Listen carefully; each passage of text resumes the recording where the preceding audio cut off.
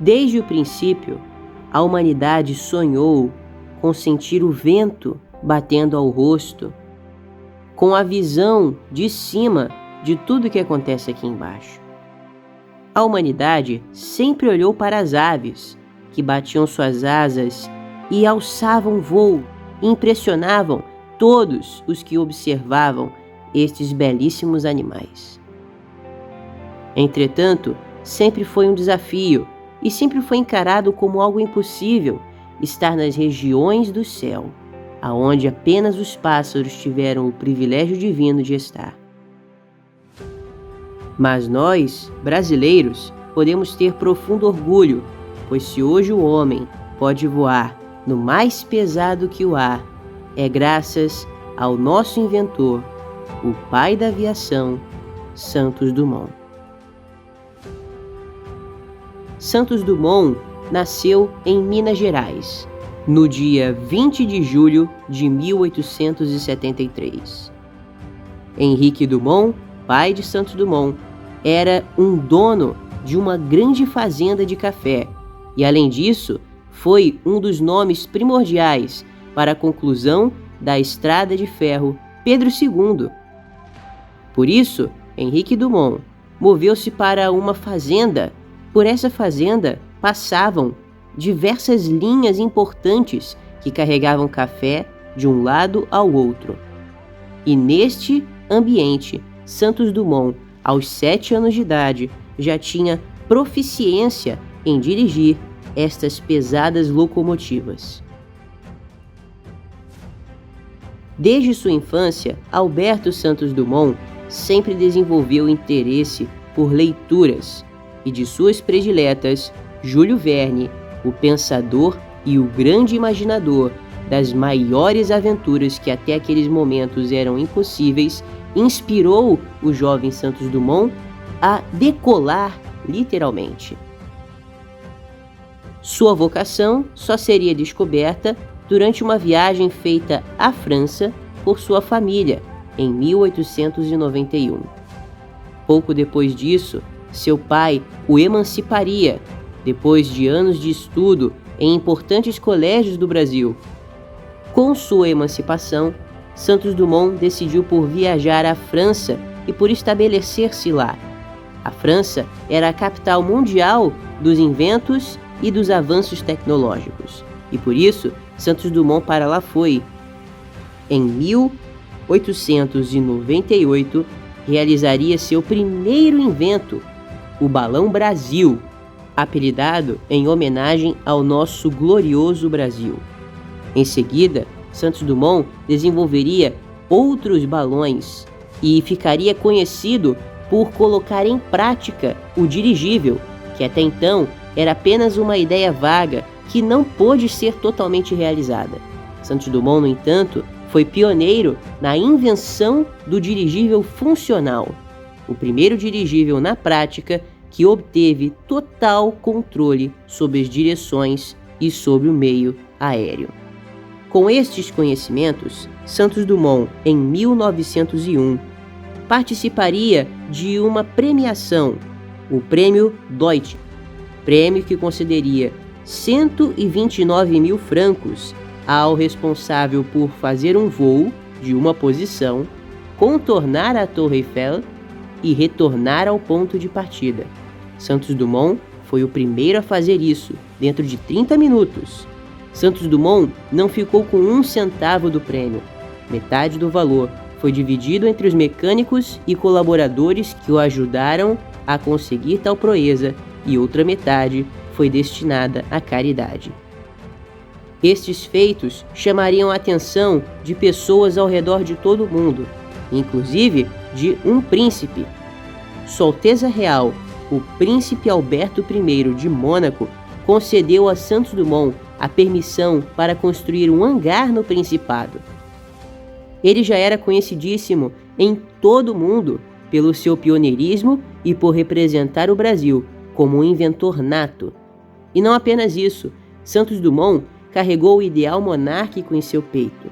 Periodicamente conversava com a princesa Isabel e tinha encontros privados com Sua Majestade Imperial por direito, Dona Isabel I.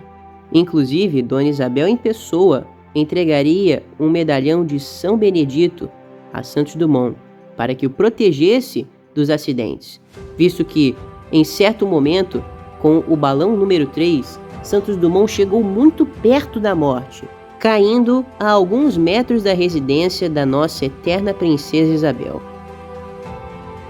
Ao recuperar-se do acidente, Santos Dumont viria a continuar seus estudos na busca por tornar possível o voo do mais pesado que o ar. Em uma tarde, no dia 23 de outubro de 1906, Santos Dumont, com o seu 14 bis, fez história e se tornou o primeiro homem no mundo a voar em uma aeronave mais pesada que o ar, que pudesse decolar por meios próprios e sustentar-se por uma distância mínima, mantendo a altitude.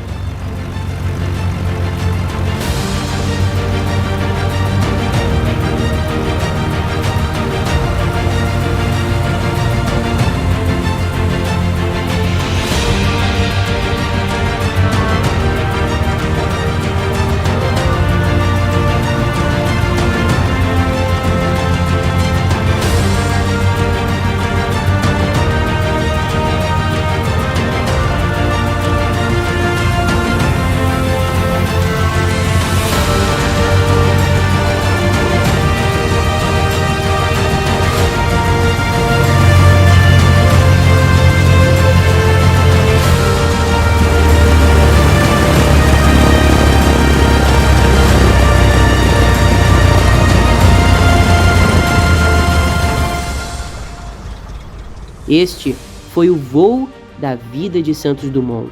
E este voo não apenas levantou um homem aos céus, mas colocou a estima de uma nação elevada. E não só isso, mostrou a todo mundo que nós, brasileiros, não devemos ser subestimados e que nós temos força o suficiente para levantar o mais pesado que o ar.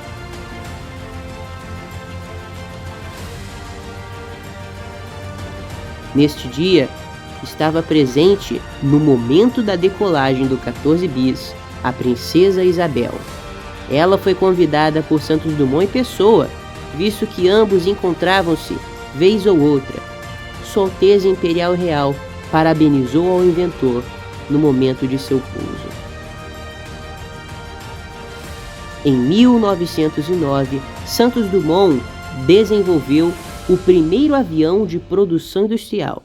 Seu trunfo, o Demoiselle, teve 300 cópias construídas na Europa e nos Estados Unidos, e sua patente pública permitiu que outros inventores, a partir dos planos originais do Demoiselle, pudessem avançar com a ideia do avião.